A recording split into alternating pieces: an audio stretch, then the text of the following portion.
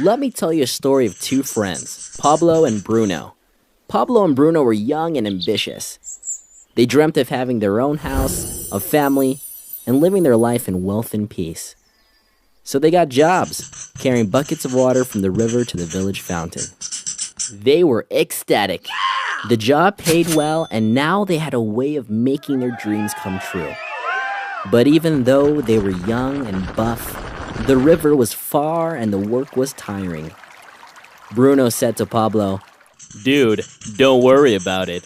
We'll get used to the pain. Plus, one day we'll be able to buy whatever we want." But Pablo didn't agree.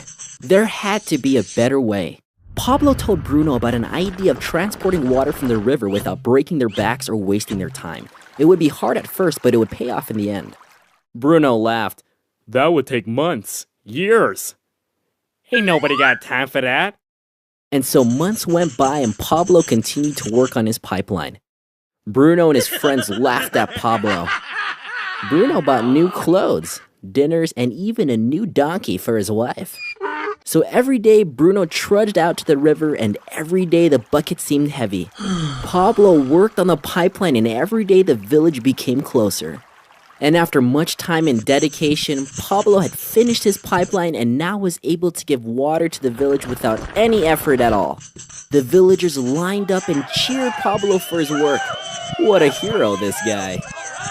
"I like water!" Bruno is older and bearded now, and the heavy buckets have taken their toll.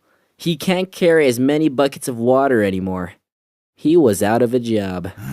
Pablo, on the other hand, was now rich and successful. He now had a continuous stream of income and had plenty of time to spend with his family and doing the things he loved.